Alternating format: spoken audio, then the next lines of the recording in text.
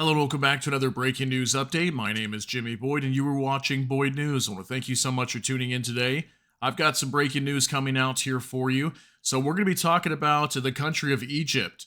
Okay, so we've got reports coming out as of today that Egypt has announced that they will join the South Africa genocide case in the ICJ, the International Criminal Court.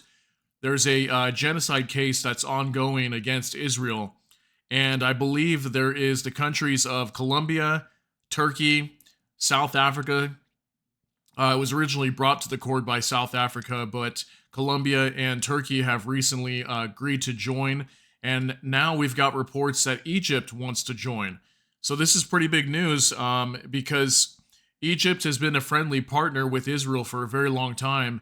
And now they're kind of turning their back on Israel and saying, hey, we're going to join this South Africa ICJ genocide case, and this whole case is going to take years to complete. Okay, this will probably be completed well after this war is even done in Gaza. But very interesting the timing of this because we heard reports long time ago, several months ago, that Egypt was telling Israel that if they were to go into Rafah, that they would call this like a declaration of war, I believe, or something like that. That they would that it was going to be some sort of national security problem, because if they were to go into Rafah, it would effectively probably force many Palestinians to try to flee away from there and maybe try to go through the border of Egypt, creating a big humanitarian crisis and a big problem for Egypt to deal with.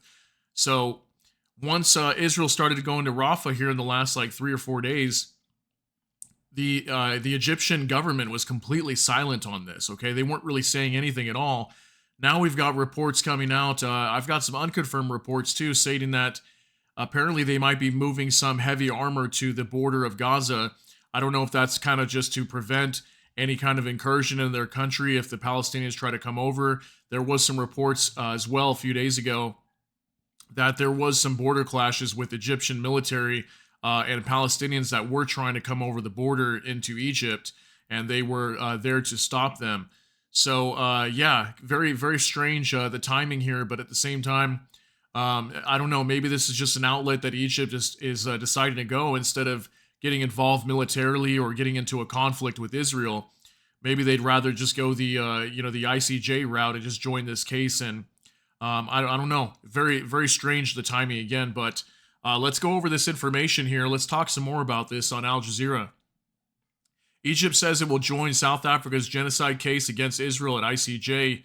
Cairo says the move is due to Israel's worsening attacks against civilians in Gaza. So that's apparently the main reason why, because obviously they're going into Rafah, and Rafah's got millions of people there still potentially that haven't left. So these people are going to be injured, if not killed. Many of them will be if they go into Rafah, and we know that Israel has agreed. Their war cabinet said they will expand their operations throughout Rafah, and they're not even really willing to negotiate anymore for the most part, is what I'm seeing. They just want to operate throughout Rafah and get it done, even though it's not completely evacuated yet. So it says here, Egypt says it will formally join the case filed by South Africa against Israel at the International Court of Justice, the ICJ, which accuses Israel of violating its obligations under the Genocide Convention and its war on the Gaza Strip. The Egyptian Ministry of Foreign Affairs said on Sunday that Cairo intended to join the case due to escalating Israeli aggression against Palestinian civilians.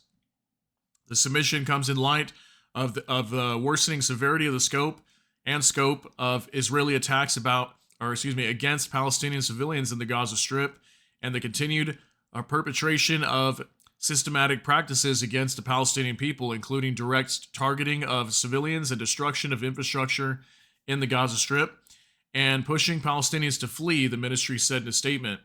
South Africa brought its case against Israel in January, accusing the country of committing genocide against Palestinians in Gaza. The death toll from Israel's war on Gaza, which began in October, has surpassed 35,000, and most of the dead are women and children, according to Palestinian authorities. Israel launched the assault after Hamas led an attack on southern Israel, killing at least 1,139 people, mostly civilians, according to Al Jazeera's tally based on Israeli statistics.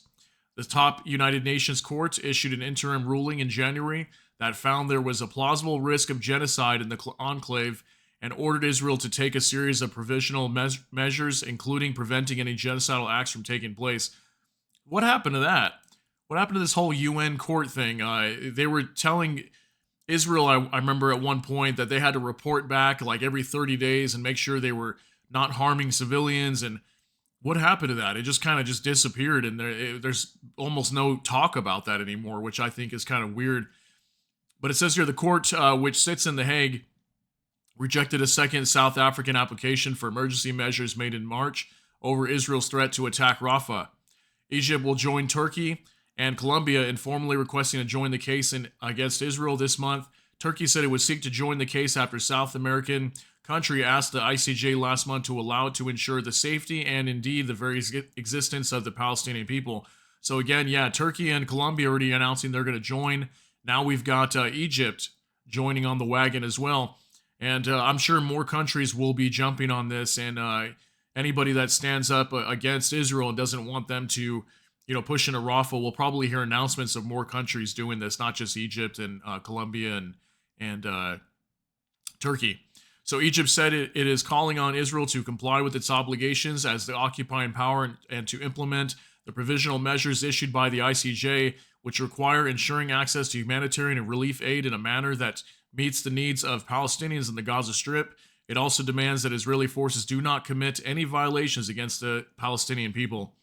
Well, that's already happening. I've already been seeing lots of video footage of explosions across Rafah.